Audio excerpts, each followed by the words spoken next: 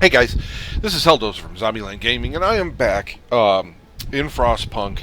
Now, I wanted to show my actually fifth playthrough, and it's not the other one that I was streaming. I started this one up after that, but I am playing on normal difficulty, and I'm playing the very first scenario.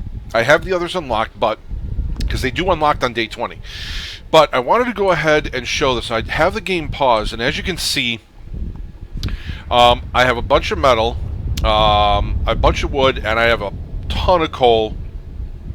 When the winter storm actually started, I had over 5K. I had around 5,500 food.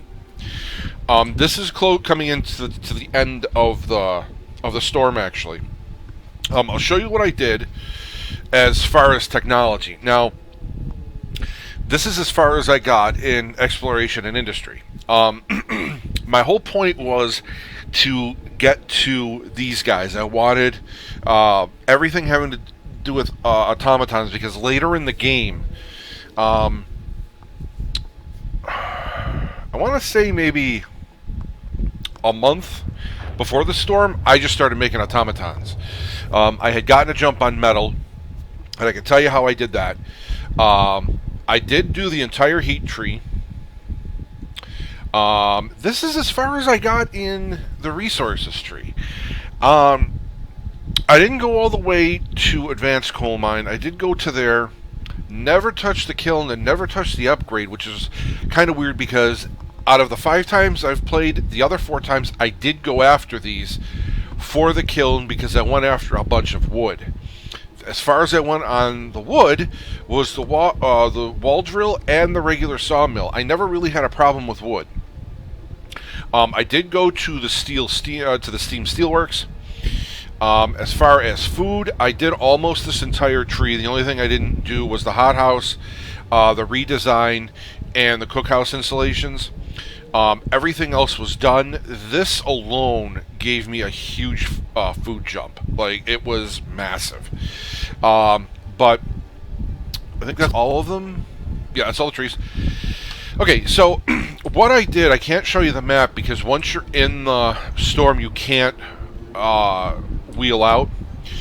But I had coal, I believe, and the steel resources. Those are my 2 outposts. The reason that I did... Okay, now this is where everything is going to say all your work ends. Nobody's going to be working. It's going to be a done deal. The reason that I did that was because I was having a small problem with steel. I don't know how I did this. I call it boneheaded. But I had actually upgraded... Oh, it's across the way. I had actually upgraded one of them to a steam. I had upgraded this one, but never got around to upgrading that one. I don't even know why. But once I noticed my mistake, I upgraded that, and I had no problems with steel. I did do the 2 thumpers with 4 houses, 4 gathering places each, fully manned. The only reason that automatons are here are because it was getting too cold and whatnot and all that business. Now, I made the steam coal mines, but the one thing that I did, they were just automaton. From the start, I had automatons at 60% on these things, never stopping. And I actually did do the 3rd one. I didn't... The only reason I did that was because I got a little afraid. I had to turn the furnace up a few times, and it started to really chunk away my coal, so I started to get scared about the winter. Honestly, right now, this much coal, I never lose coal. It's up to Steam. It's up to 4. I had it on overdrive. I lost a little... It kind of balanced and stayed even in overdrive, but... As you can see, everything, it's maxed out. Everything is good to roll. It rolls nice and hot. Now, there are people that have been dying randomly because of the winter. Now, one of the things I did see was that people were knocking down like all their buildings and stuff, and they were just condensing and closing in for the winter. I didn't do that because I didn't think it would be necessary. because with all the heat, granted, the heat will take you out to level, will take you out four rows. But I figured the benefit would outweigh the penalty, and I was right. I have a ton of workers, and I have a ton of engineers, and I have a ton of kids. In the winter, you do have to make sure, though, that you have food. I had 5 flying. Really, like, mid-game to late-game, 3 is good enough. But I would suggest 5, simply because I had 5,500 food going in. Now, I'm going to have a pretty big overage. But, again, I panicked, got a little scared. Now, I also put up an industrial hothouse. This was just a regular hothouse. And I upgraded it, and then I dropped a second one. Again, got kind of scared about food, just did my thing. Now, the thing that I didn't know is that these, no matter what you do, even if this was on, the storm renders these inoperable. Now, this one is on the 4th tier. This one could get hit by the furnace. It stays inoperable. I can't even put the mechs on them. I'm trying to get one. He's going to refuel. Yeah, see, he's unable to work. The hothouse just gets too cold. Nothing you do will be able to heat that house up. It just auto shuts down because of the storm. So you have to have the food. They make sure that you have to have the food. Now, one of the other things was I actually did, even though I did kill a little bit of this wood, I had so many automatons pre-storm, I just put up regular sawmills and just set the automatons on them, just to claim that wood, just to be safe, because there is a thing later on that you'll face a little bit of a revolt, because everybody gets scared and they're all bloobity-blob and bobby-blue, that they're scared that the storm is coming. So you have to have 1,200 wood. You have to get 1,200 wood together. And I had it laying around, so I actually had to rebuild. Like, that was from my rebuilding, because I kept building. Like, actually, I'm in the process of, why am I in the process of building that one?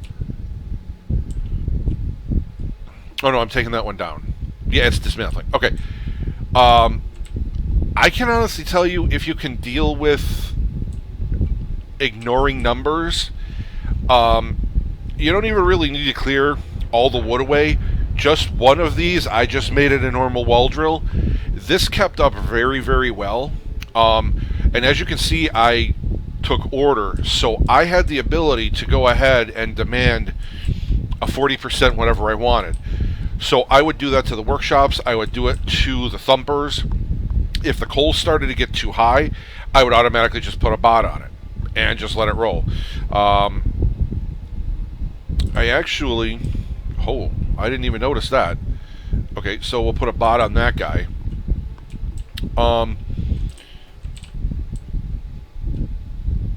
Excuse me while I do a touch of maintenance. Alright, because it doesn't matter. I'm going to put the other bot on the other coal pile. Like so. Oh, that one's on. Oh, there's the other one. There's the other one. There's the other one. Alright, there we go. And I did upgrade them so that they go on medical facilities. The one thing that you do have to be prepared about, though, is people are just going to die. Like, you just gotta prepare for it. They're gonna die. That's the way it is. There's nothing you can do about it. Bloobity blop on it. That's the end of that. Actually, yeah, I can have humans on it. Okay. I did research triage. Oh, that's the other thing I wanted to show. Nope, not that one. This one. Okay, so I did wind up doing this entire tree. I did not take this guy until the very end. Actually, at the beginning of the storm I did, just to kind of keep people in line, because I didn't want to deal with the headache that it could have been. And then this, I am not sure how you unlock organ transplant, medical apprentices, engineer apprentices. Not real sure how that worked out. because I can't stand looking at that kid. I'm not even going to try to pretend that kid looks frickin' pathetic. I can't stand looking at him, so I took that at the beginning of the storm because I just wanted to see how much it was going to knock down your hope. And it wasn't a size, it was a little bit of a chunk. It was like maybe an inch, I want to say, half an inch. No, wait a minute. It was maybe about a half an inch. And it wasn't like, it wasn't really as bad as I thought it was going to be. I thought it was going to be more horrible. But I haven't unlocked those two guys. Don't know what I have to do. Don't know why. I can't even like click on them like nothing. But there is that. That's what I did as far as that's concerned. I kind of feel like taking the other one, the religion one, is faith, is kind of like cheating. This, you have to man your prison, and then you have a bunch of negatives that come along with the prison. Then, and as you can see, like, they'll be locked up, discontent will fall, which is great. That's fantastic. I have the propaganda center. I actually did build what I was manning them a little while ago. The guard stations and then the watchtowers.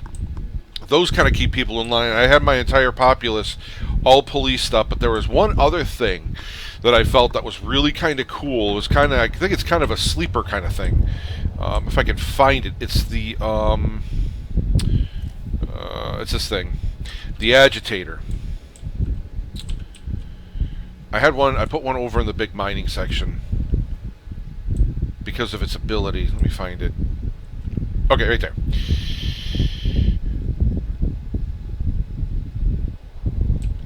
So the reason that I kind of like that guy is it does raise the efficiency by about 20%. I thought that was kind of cool. The only thing that I ran into an issue was a lot of my room right now is being taken up by storehouses or resource. Okay, let me correct that. Resource depots. It got to the point where I was building 5 and immediately filling them up as soon as they were done. That really wouldn't be the case so much now because I can probably kill some of them because of the food, and I'd probably be replacing them for the coal. But I just wanted to make it through the storm. I'm not even going to try to pretend that this was like I planned this. I just wound up with almost 60k there, almost 1400 there. They're not pulling in any more wood because I really don't need it, and they're not making food. Even if they could, they couldn't cook it. So, because I don't think the cookhouses will even turn on. What is this? Okay, it's the public. Okay, there's one. Yeah, like they won't even turn on. Like they're just not going to work. And I actually had towards the end, towards late game, I actually put in a second one because it's a real struggle with what I did because I was robbing Peter to pay Paul. I was taking guys out of the hunting houses and putting them over to the thumpers, and then moving them to the thumpers, put them over there, and it got it to a point where if you're not careful, they'll actually be hunting while they're supposed to be at the thumper, because it takes time to go from one spot to the other. So basically, they're going across town. I mean, in a car, that'd probably take about 5-10 minutes. In this game, it takes about 3-4 hours. So you're actually losing productivity doing that. So it got to the point to where until I could get survivors, I had to make a choice. And that choice was I got a good decent amount of coal up. I got to about 2 or 3 grand in coal, then emptied some of the houses, brought them over to go hunting. And I would let the meat build up, but then it was getting to the point to where your growth will start to outmatch the amount of coal. So I was honestly trying to man watchtowers, get coal, and get food. And it came down to probably 2 or 3 turns where I had sent out scouts to go get survivors, and if the survivors wouldn't have come in within a couple of days, I probably would have lost this game. But they wound up coming in, I wound up powering everything up, and then late game, right before the storm, they want you, there's three spots that you have to go get survivors from. Now, before that, there's 3 parties that will come in, and you have a choice to take everybody, including the sick and the gravely ill, or just the healthy, or turn them all away. I always, the first 2 I took everybody because I had decent medical, and then the last one I just took the healthy ones. Like, you got to make choices, that's why you're the leader.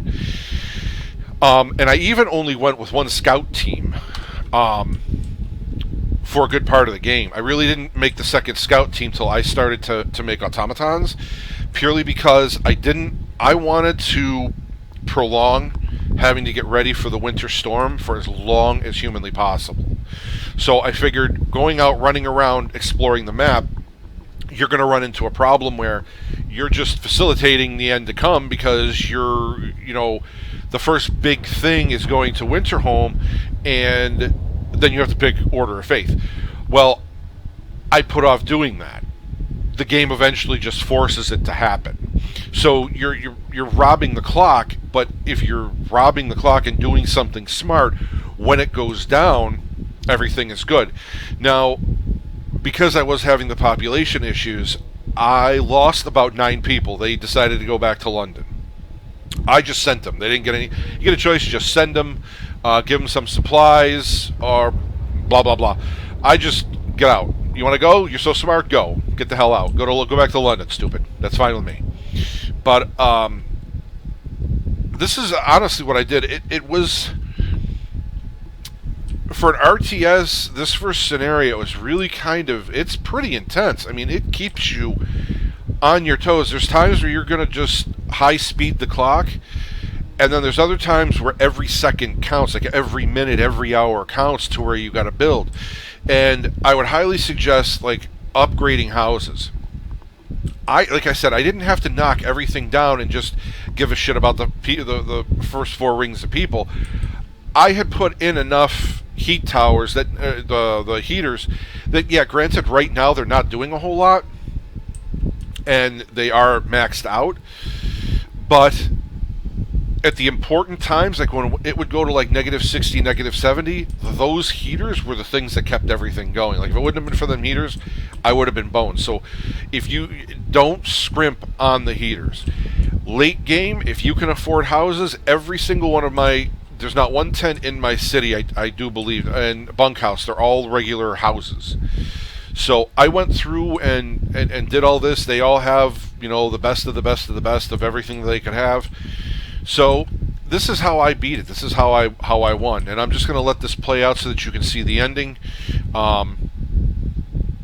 But yeah, it was a pretty interesting game. Like I said, I did power cores and metal for my outposts, and just staying on top of things. As I would build an infirmary, I would take out 1 or 2 of these the little tents, mainly because I wanted the people inside. I wanted the medical people inside the infirmaries, and I would occasionally throw them food so that they would heal up quicker. Plus, there was a point where the infirmaries seemed to be staying warmer than the medical houses. So, and I did build some care houses. Late game, just for fun, I built some prosthetics.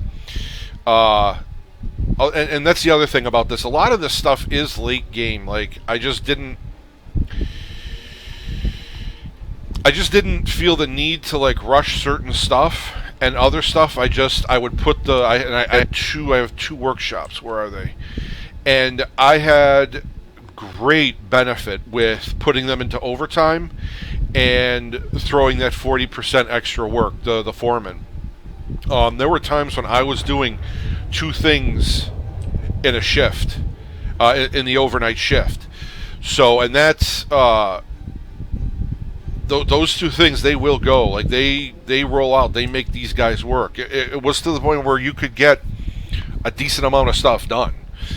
So, yeah, that's just that's what I did. This is my 5th playthrough. I got really, really, really close on my 2nd playthrough, but I couldn't deal with the storm. I didn't have enough food. I couldn't find the balance of food. And after reading. After this game was done, after I did this, I went and people were saying that they would knock down their cities and bloobity blop, and pull everything in, or they would. One guy I read claimed that he beat the game with 2 thumpers. Now, they probably were max thumpers. Where is the thumper? Coal mining, coal thumper. Okay, so he probably did do the injectors. I don't know. I did the coal mines because I had automatons, and then it just was a vulgar display of power just to go after the second and third one, just to build my coal up so high. Because again, like I said, I was terrified that I was going to be an end game midway through and like it was going to go to shit. So I wanted the ability to crank this thing up and then put it into overdrive if I had to. So I'll go ahead and let this play out, and I'll show you.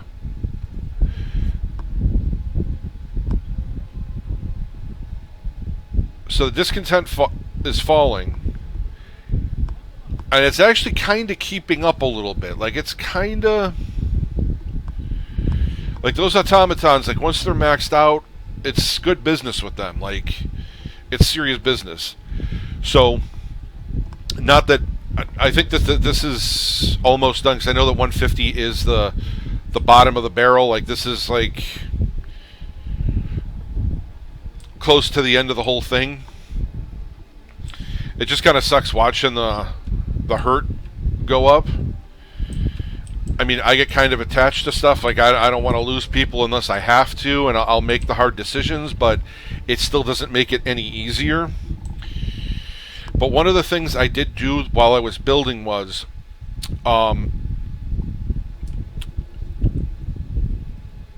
you'll see like this. Like, the very first thing I do when I start is I just put houses all around this inner ring.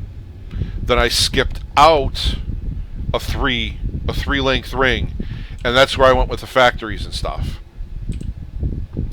Now, that inner ring, I kind of ran into kind of an issue to where there's a couple of dead spots here and there. So it's a little bit of a learning curve, but you can knock stuff down to rebuild it. But what I would do is if I knew I was going to knock a house down or a tent, I would lay a tent, wait till it was built, and then knock it down. That way you don't have any overlap of people out in the cold, because that will bring discontent and drop hope. They get really pissed off about that, as they should. But yeah, I think it's a really solid game. I like it. I don't have a problem with it. I thought it was very competitive. I think it's a very well designed game. It's hard when it needs to be, and when you've kind of won, it's kind of obvious that you've won. But again, I would definitely recommend this game to anybody that would want to buy it, even at full price. I mean, it's an indie game, but based on some of the stuff that's been going on with some of the AAA companies, I trust indie far more than I do the AAA companies. Like Outer Worlds, I'm going to wait a couple of days before I buy that game because I don't feel like getting stung. Okay, so the storm ends, temperature finally starts to rise, eerie silence descends upon the city. So there we are. So as you can see, I'm still gaining coal. I'm gaining it. It's just kind of crazy. So I'll let you see the ending here. I thought the ending was kind of cool too.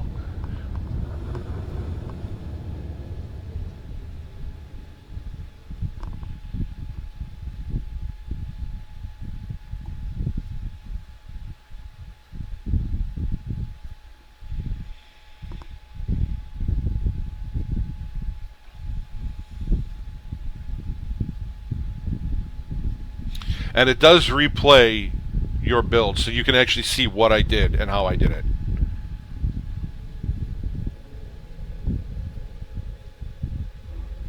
Like I said, I went after the coal and the wood fairly early, and then everything just blew up.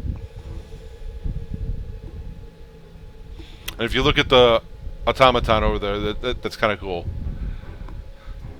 And that was pretty late. That guy was from the bridge, I think. Didn't even notice I had another coal out there.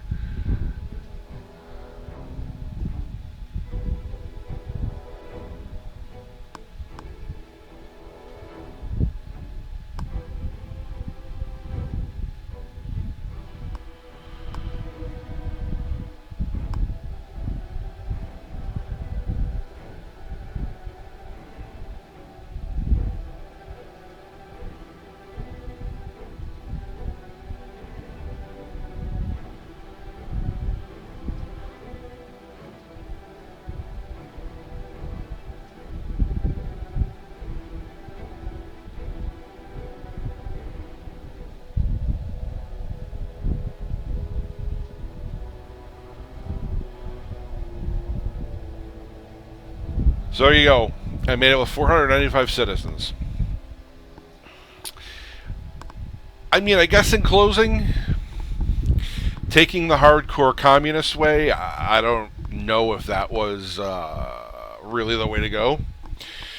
But again, like I said, I feel like Faith is a little bit easy because I did play it and it was just like, yeah, here, throw up this chapel here. Okay, everybody pray. Oh, here comes hope and there goes discontent. Okay, cool. So, what I think I'm going to do, I'm going to finish the game that I'm doing my Let's Play with, but I think I'm going to try out Refugees next.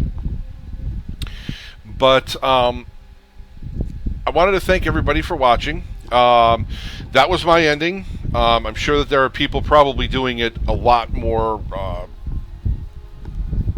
advanced and much more efficient than what I was. Like I said, it just got to the point to where I had to start laying storage depots, and I don't know. I felt better. It was just a sense of security having them. I didn't fill out the entire map, as you could see, but they didn't need heat, so they were one of the things that I had no problem throwing out into the wasteland by the wall because you don't need to heat them. And that's the one thing is there's buildings that just don't need heat that seem like they might, but they don't. Like the Hunter's Lodge, the resource depots, storage, whatever you call them, the cemetery. So it's one thing to keep in mind that if you can clear out an area and keep it safe from any other buildings, just make a ton of storage and keep it out there. And you don't have to build it right away, just keep it as an open area and build as you need. So, I wanted to thank everybody for watching. This has been Helldozer Zombieland Gaming. If you see something you like, please like and subscribe, and check out some of my other games. Thanks, guys.